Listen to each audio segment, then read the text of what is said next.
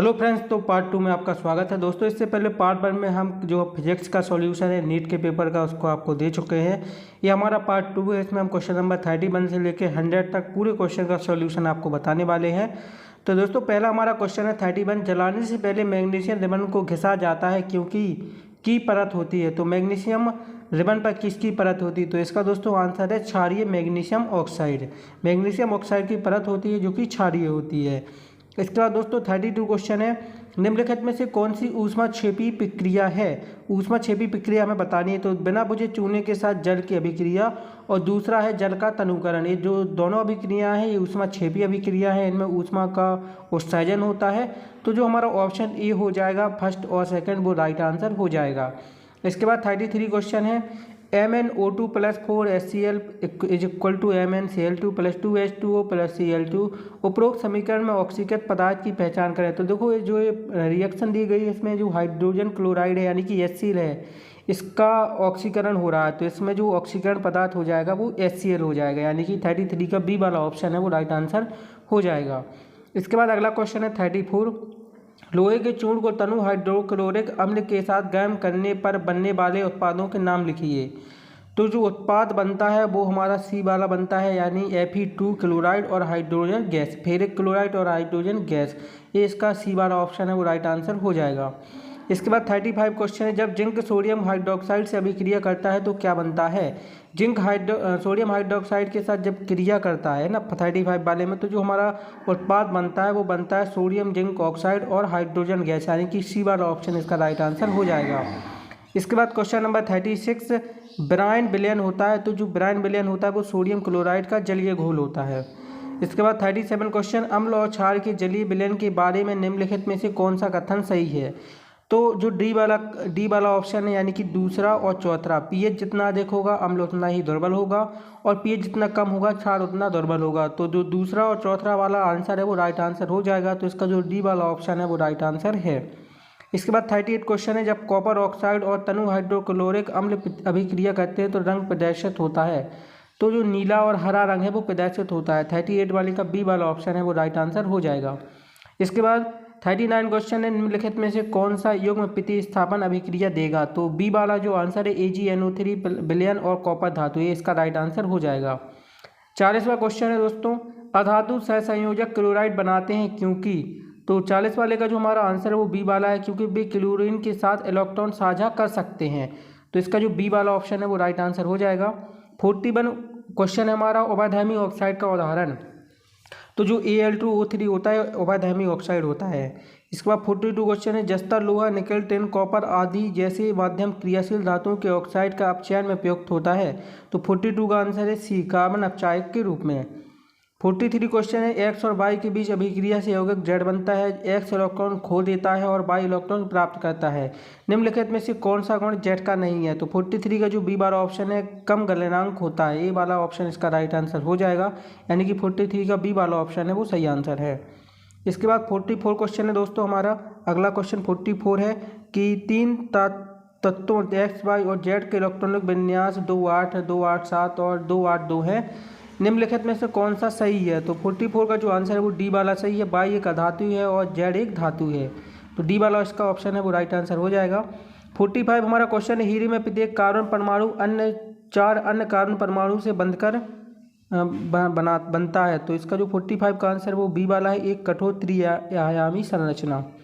46 question है। एक साबुन के अणु में होता है। तो एक साबुन के अणु में जो डी वाला ऑप्शन है वो राइट आंसर हो जाएगा। पहला होता है हाइड्रोफोलिक हेड और हाइड्रोफोबिक टेल, यानी कि डी वाला ऑप्शन इसका राइट आंसर है वो हो जाएगा। 47 क्वेश्चन है।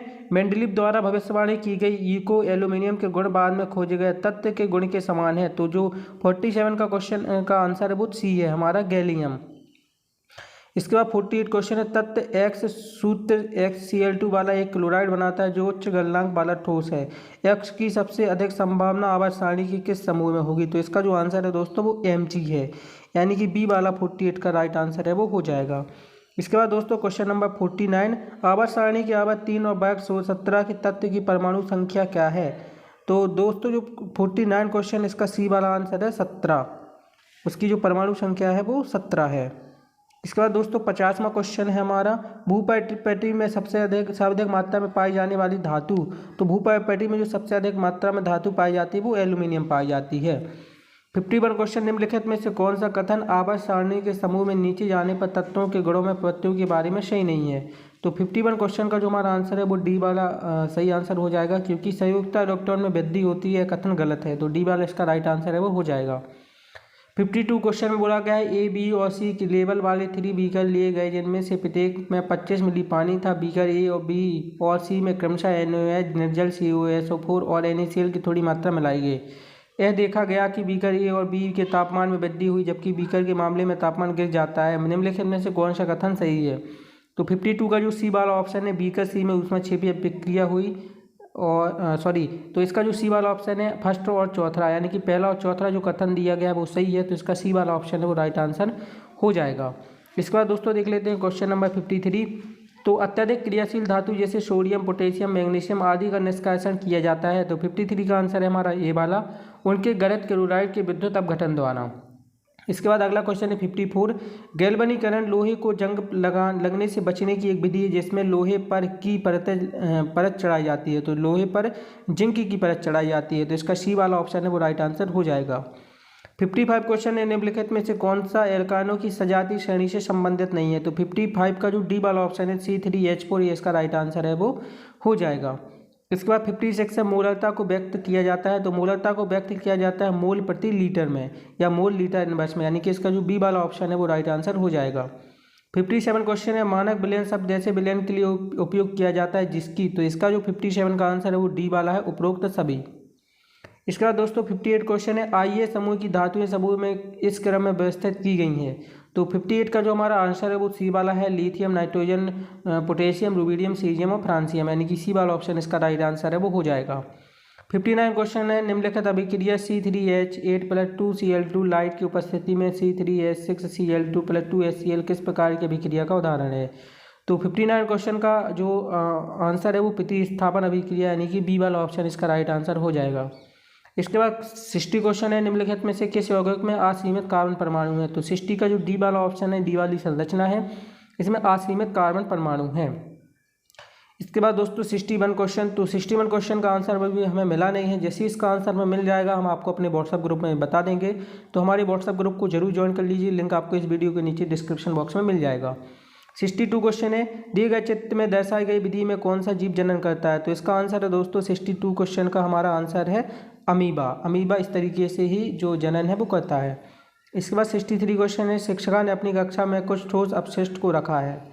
तो इसका जो आंसर है वो मैं आपको बता देता हूँ। तो जो हमारा 63 क्वेश्चन इसका जो आंसर है वो ए वाला है, तरुण समूह ए, जो ए वाला इसका ऑप्शन है वो राइट आंसर हो जाएगा।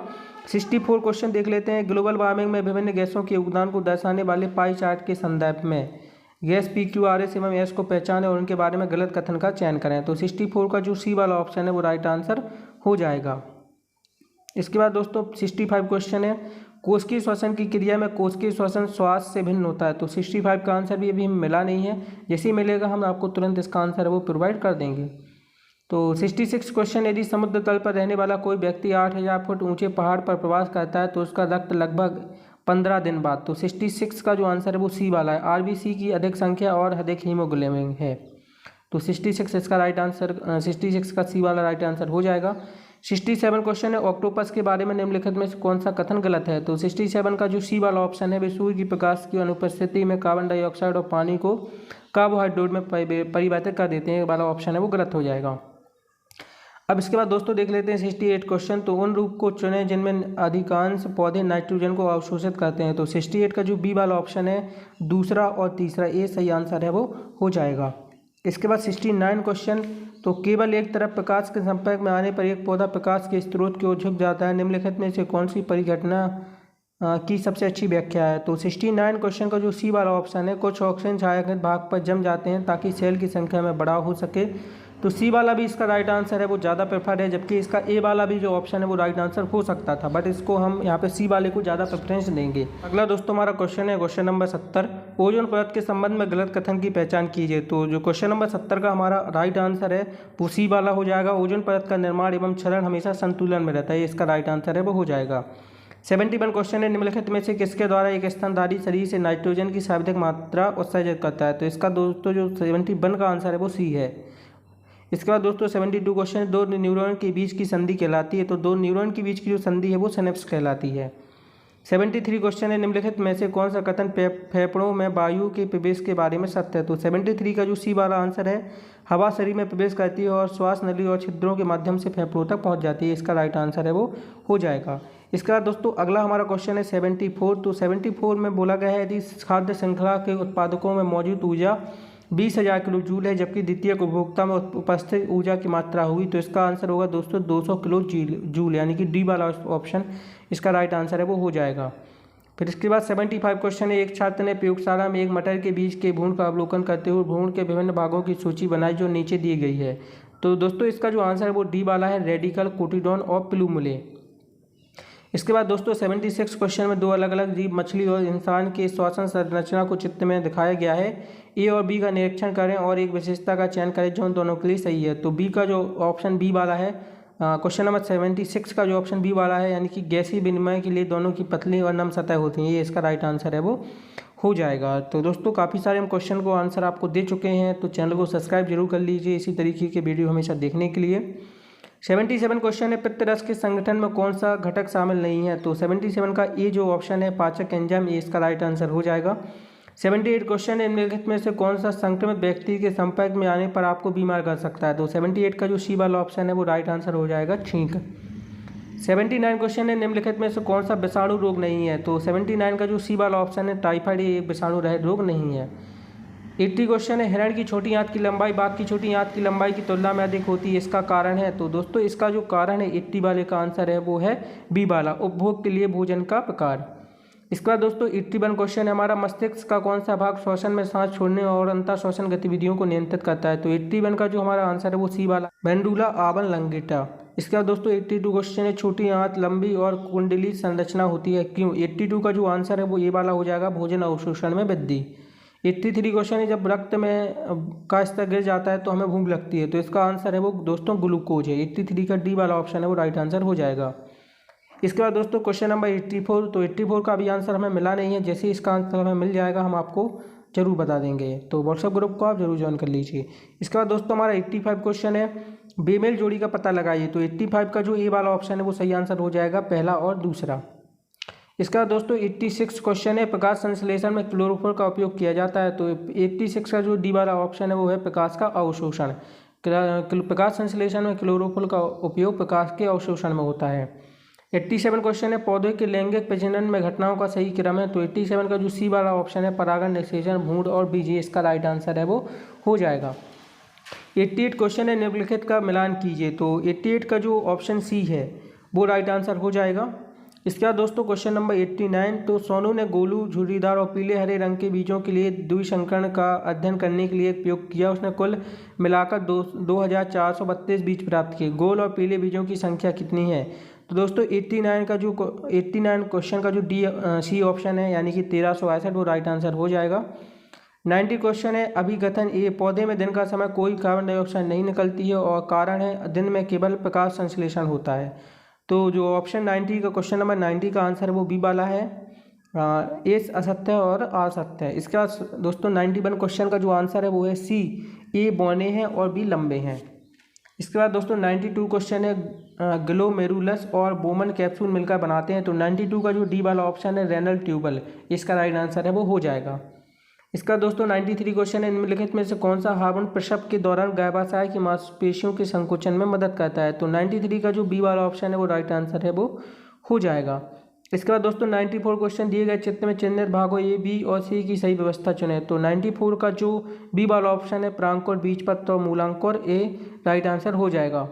95 क्वेश्चन है, टिश्यू कल्चर की विधि द्वारा ऑर्किड का उत्पादन भी इस रूप में जाना जाता है। तो 95 का जो बी वाला ऑप्शन है, माइक्रो प्रोपोगेशन, ए राइट आंसर हो जाएगा। 96 क्वेश्चन है, ग्लूकोज का एक अणु पूर्ण ऑक्सीकरण देता है और ऑक्सीकरण पर देता है। तो 96 का जो ए वाला ऑप्शन है, 38 ATP, राइट आंसर हो जाएगा। इसके बाद दोस्तों 97 क्वेश्चन है, निम्नलिखित चित्र में अमीमा में द्विखंडन की विभिन्न अवस्थाओं को दर्शाया गया है जो उचित क्रम में नहीं है, सही क्रम चुनिए। तो इसका जो सही क्रम है वो फर्स्ट वाला है, दूसरा, तीसरा, चौथा और पहला, यानी कि ए वाला इसका राइट आंसर है वो हो जाएगा। इसके बाद दोस्तों 98 क्वेश्चन है, संतान की 4 प्रभावित फेनोटाइप के लिए दो व्यक्तियों के बीच परिणाम 9:3:3:1 के अनुपात में होता है, एक का उदाहरण है। तो 98 का जो बी वाला ऑप्शन है डाई हाइब्रिड क्रॉस, ये इसका राइट आंसर हो जाएगा। इसके बाद 99 क्वेश्चन है, निम्नलिखित में से कौन सा कोशिका अंगत प्रीयूकेरियोटिक व यूकेरियोटिक दोनों ही कोशिकाओं में पाया जाता है। तो 99 का जो बी वाला ऑप्शन है वो राइट आंसर हो जाएगा, राइबोसोम। 100 क्वेश्चन है हमारा, संघ सिलेंट्रेटा के सदस्य को पहचानिए। तो 100 का जो आंसर है सी वाला हाइड्रा, इसका राइट आंसर हो जाएगा।